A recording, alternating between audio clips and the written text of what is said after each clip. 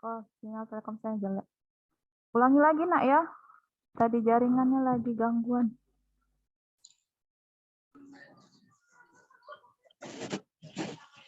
Baiklah, Assalamualaikum warahmatullahi wabarakatuh.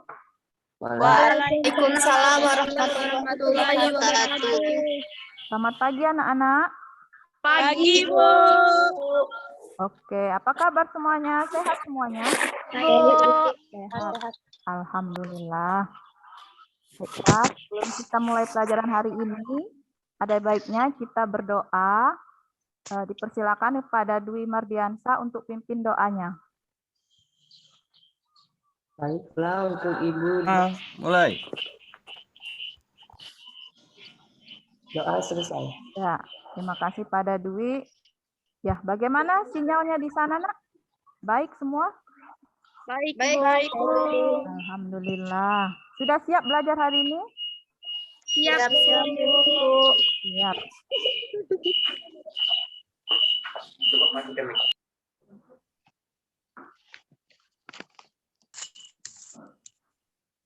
Ya, di Mareta, Evi, Asmara. Ya. Oke, sebelum kita belajar hari ini, Ibu kasih tahu peraturannya dulu ya. Ya, ketika Ibu berbicara, mikrofon kalian dimatikan dulu, Nak ya. Bisa ya? Oke, ketika Ibu minta kalian berbicara, boleh dibuka mikrofonnya. Jelas? Jelas, Bu. Jelas, oke. Nah, untuk penilaian pelajaran hari ini, Ibu mengambil nilai dari sikap kalian saat diskusi. Jadi menggunakan penilaian sikap. Dan yang kedua dengan menggunakan penilaian kognitif. Itu saat kalian mengerjakan soal evaluasi. Baiklah, sudah jelas sampai sini? Jelas, Bu. Jelas. Kak? Ya, boleh dibuka maskernya. Oke, bagus. Tepuk tangan buat semua. Nah, sekarang tangannya di atas seperti ini. Lagi ya. Tunjuk kanan. Tunjuk kanan. Sudah, Eva mana? Eva Mareta mana telunjuknya? Lihat Ibu sama dengarkan Ibu ya. Pegang hidung. Oke, baiklah. Terima kasih. Waktu kalian kelas 2 pernah belajar tentang larutan ya? Ya. Ya, ada yang masih ingat? Apakah pengertian dari larutan? Popi. Ya, silakan Popi. Contoh larutan elektrolit yaitu larutan garam dan larutan asam cuka dan aci. Larutan non-elektrolit seperti larutan gula, larutan urea, dan larutan glukosa. Ya, benar sekali. Kenapa ya asam cuka yang di dapur bisa dipakai untuk masak, sedangkan yang di laboratorium tidak bisa digunakan untuk memasak? Ada yang bisa menjawab? Saya Bu Giska. Oke, Giska. Apa Giska? Karena konsentrasi asam cuka yang sering saya jumpai sebesar 25%. Sedangkan kalau asam cuka di laboratorium kadarnya 100%. Oke. Nah, hari ini kita akan belajar tentang sifat koligatif larutan. Kelihatan layar Ibu, Nak? Kelihatan, Bu. Kelihatan, Bu. Ya. Sifat koligatif larutan yang pertama, penurunan tekanan uap. Adapun kompetensi dasar, menganalisis fenomena sifat koligatif larutan, penurunan tekanan uap, kenaikan titik didih, penurunan titik beku, dan tekanan osmosis. Kemudian indikator pencapaian kompetensi. Yang pertama menjelaskan konsentrasi larutan, molaritas, molalitas, dan fraksi mol dengan benar. Kedua, menghitung konsentrasi larutan. Yang ketiga, menjelaskan fenomena sifat koligatif larutan mengenai penurunan tekanan uap. Yang keempat, menghitung penurunan tekanan uap, jenuh larutan. Yang kelima, menganalisis fenomena sifat koligatif larutan pada penurunan tekanan uap. Nah, Ibu ada video. Jadi silakan nanti kalian amati video yang kalian tonton. Ini videonya.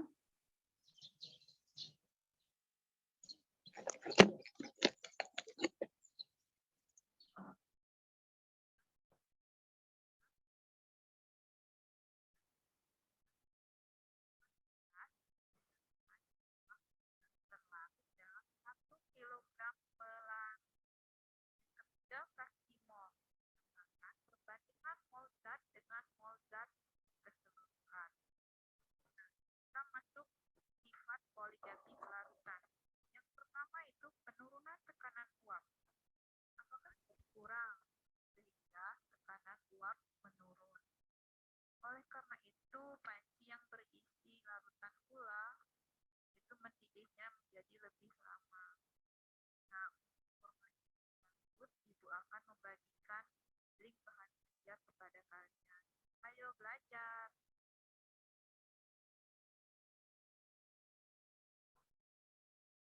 Selain dari Resta ya, mau menjawab, Rista. Menurut saya dari pengamatan tadi, Bu, Ya, panci itu berisi air dan panci kedua berisi larutan gula. iya benar sekali ya. Apa yang tadi sudah dikatakan oleh teman-temannya. Nah, sekarang jadi pertanyaan, apa kalian tahu apa yang terjadi selama kalian memasak air jika tutup pancinya rapat? Apa yang terjadi ya? Ya, Alfida boleh, silakan. Proses penguapan akan terus terjadi. Tekanan uap akan naik mendorong tutup panci naik ke atas. Iya, benar sekali yang dikatakan Alfida. Oke, sampai sini ada pertanyaan, Nak? Saya Bu Alfida. Ya, silakan Alfida, apa yang mau ditanyakan? Bagaimana dengan panci yang berisi larutan gula? Bu, apa yang akan terjadi? Banyak dan kesempatan partikel-partikel di permukaan untuk lepas ke fase gas lebih banyak. Lihat di sini ya. Ini gambar ini. Sehingga partikel di fase gas ini akan membentuk tekanan uap. Terjadi penurunan tekanan uap. Ini ditandai dengan partikel pelarut pada larutan lebih sedikit yang berubah ke fase gas. Sedangkan pada pelarut murni ini lebih banyak terjadi penguapan. Oke. Kemudian di sini ada persamaan penurunan tekanan uap itu dikasih lambang delta P. Penurunan tekanan uap itu selisih antara tekanan uap jenuh pelarut murni dengan dalam pengetahuan kalian tentang penurunan tekanan uap, Ibu akan membagikan LKPD. Jadi nanti kalian bisa berdiskusi dalam kelompoknya masing-masing dan pembelajarannya. Nah, di sini Ibu menyajikan suatu masalah mengenai, nah ini, gambar apa ini? Ada yang tahu? Oke, Ibu kasih waktu 10 menit.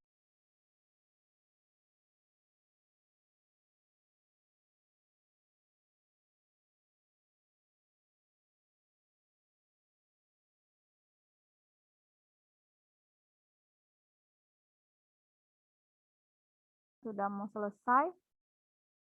Kelompok 1, Dwi. Ada kesulitan kelompok 1, Nak?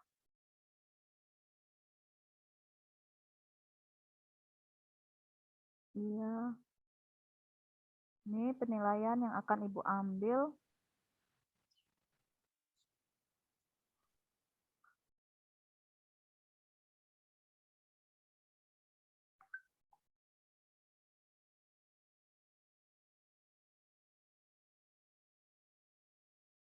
Mestinya sudah mau selesai ya. Jadi Ibu ambil penilaian disiplin dan tanggung jawab kalian.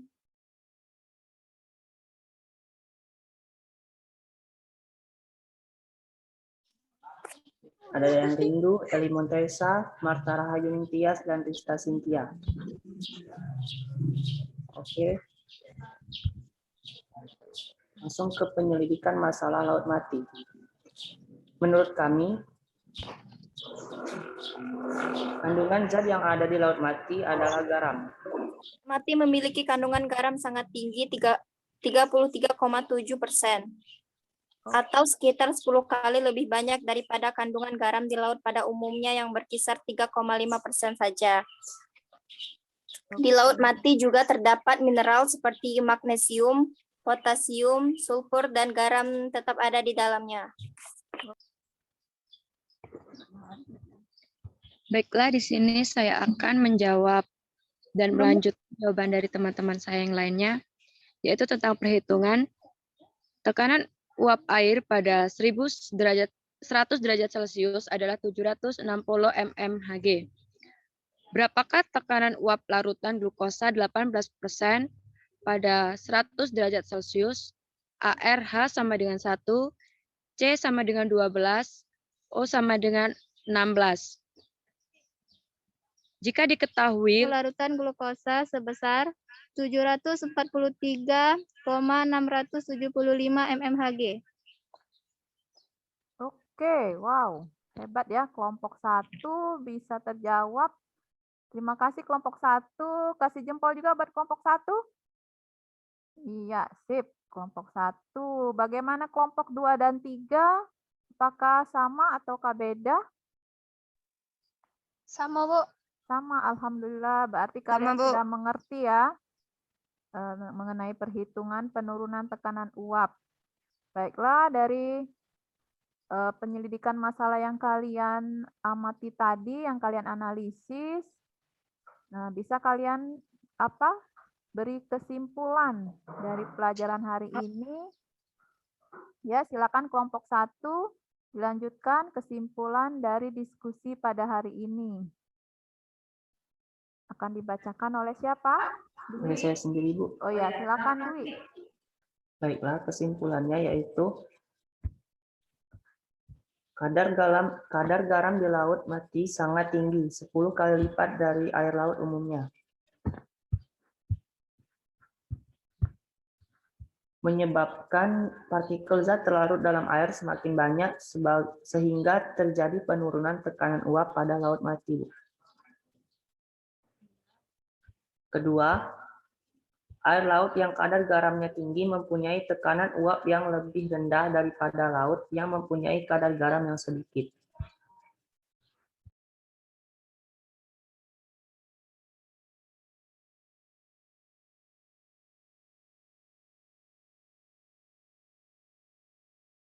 Poin-poin apa saja yang sudah dipelajari pada hari ini? Ada yang bisa sebutkan? Saya, Bu, Mareta. Ya, Mareta. Silakan, Mareta. Poin-poin yang sudah dipelajari adalah konsentrasi, penurunan tekanan uap, hubungan laut mati dengan penurunan tekanan uap. Mareta, jempol juga buat Mareta. Oke, berarti kalian sudah tahu pelajaran apa yang kita dapatkan hari ini. Kemudian dari materi keseluruhan yang kita pelajari hari ini, ada yang bisa memberikan kesimpulan dari pelajaran kita hari ini? Silakan.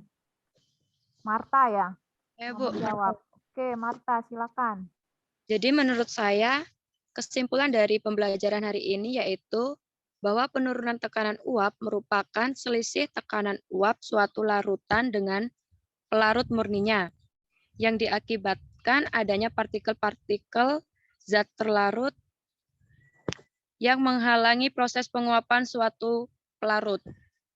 Pilihan ganda. Ya. Silakan dikerjakan sekarang, Ibu kasih waktu 5 menit. Nanti bisa Ibu cek langsung nilai kalian.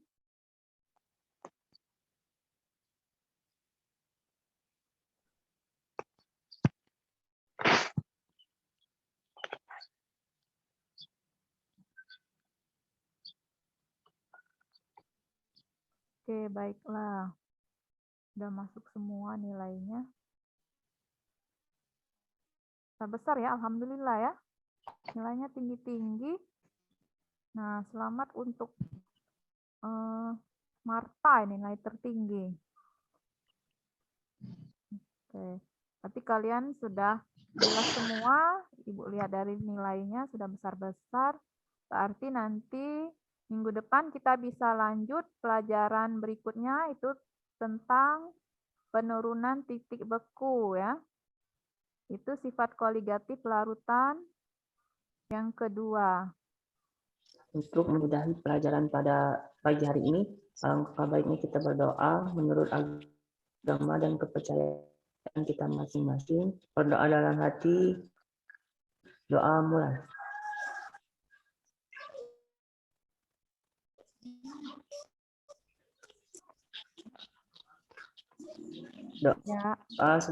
Ya, terima kasih pada Dwi dan yang lainnya. Ibu ucapkan terima kasih. Ibu akhiri dengan wabillahi taufiq wal hidayah. Wassalamualaikum warahmatullahi wabarakatuh.